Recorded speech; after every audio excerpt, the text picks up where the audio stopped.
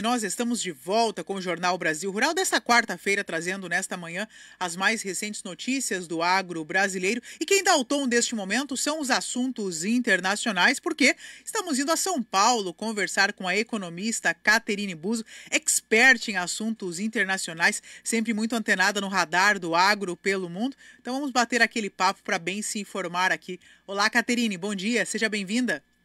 Bom dia, minha maravilhosa Mari, amigos ouvintes, aqui com as notícias internacionais e já vamos ali para os nossos hermanos de Argentina, viu, Mari? Pois é, Caterine, quais são os impactos recentes aí, né, da política econômica do Javier Milei sobre as indústrias argentinas e o cenário político?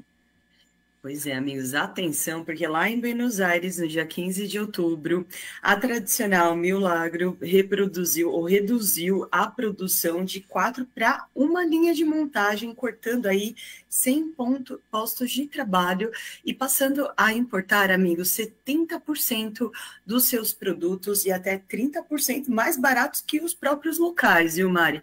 A queda na indústria foi de 4,4%, né, em agosto. E o desemprego nos subúrbios industriais subiu, amigos, para 9,8% contra 9,1% em 2024, segundo o INDEC. Outro exemplo é a Ilva, que fechou a sua fábrica em Pilar, deixando aí 300 trabalhadores sem emprego e também aí em protestos. Ou seja, Mari, desemprego na Argentina escalando, viu?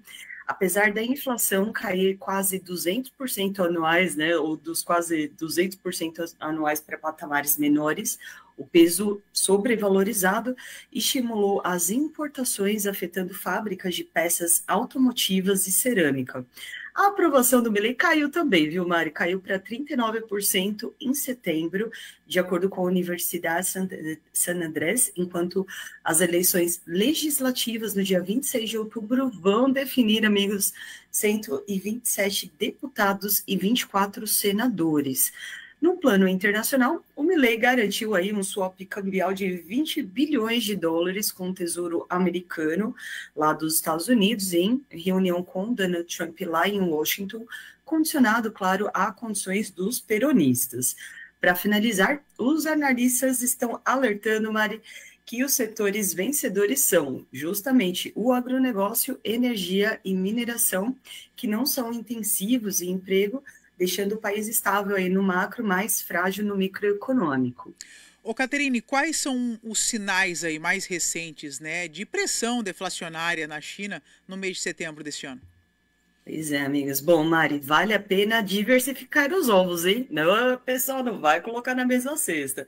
Por quê? Em setembro de 2025, a China registrou a mesma queda de 0,3% no índice de preços ao consumidor, o CPI, em relação ao ano anterior, pior do que a previsão de menos 0,2% e recuo de 2,3% no índice de preços ao produtor, o PPI, após um valor negativo de 2,9% em agosto, segundo o National Bureau of Statistics, lá em Pequim. Os preços dos alimentos caíram, viu, Mari? 4,4%, puxados por uma queda expressiva de 17% na carne suína, enquanto a inflação subjacente, né, sem alimentos e combustíveis, ficou em 1%, que é o maior nível em 19 meses. A demanda doméstica segue enfraquecida, viu, Mário? Pelo setor imobiliário, principalmente em crise, e pelo consumo contido, mesmo durante o feriado aí de meio outono e dia nacional, quando o gasto médio dos turistas caiu. Apesar da leve recuperação das exportações, a disputa comercial com Washington voltou a pressionar a economia chinesa. O Banco Popular da China já cortou juros, injetou liquidez em setembro, mas está evitando estímulos maiores para não repetir a bolha lá de 2015.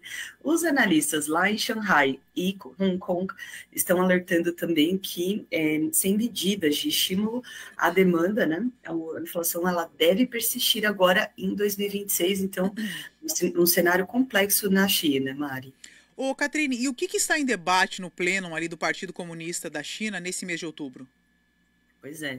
Mari, essa vai para o Luiz Henrique, Taleda Tomarique, hein? Esses meninos maravilhosos, amigos. Entre o dia 20 e 23 de outubro, lá em Pequim, o Partido Comunista da China realiza aí um pleno para definir o 15º plano quinquenal, né, que vai de 2026 a 2030, com o foco em manter o modelo de crescimento all about production, ou seja, tudo sobre produção. O governo do Xi Jinping pretende reforçar o apoio à manufatura de alta tecnologia, incluindo veículos elétricos, energia solar, eólica e terras raras, né, em setores em que a China já lidera. O cenário é de bastante tensão, viu, Mari, lá com os Estados Unidos, após o Donald Trump renovar aí as ameaças de tarifas de 3 dígitos, o que pressiona Pequim a não ceder em competitividade industrial.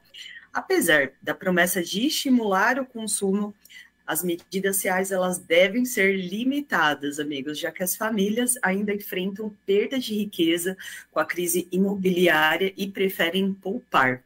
O país está lidando aí também com desemprego recorde entre jovens, endividamento municipal e deflação industrial persistente desde 2022.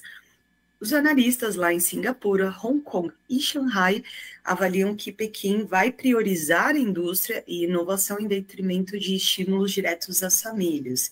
O dilema está justamente entre fortalecer a base produtiva e sustentar a demanda interna, que é central aí para os próximos 5 anos, Mari. Então fica aí o planejamento da China para os próximos anos.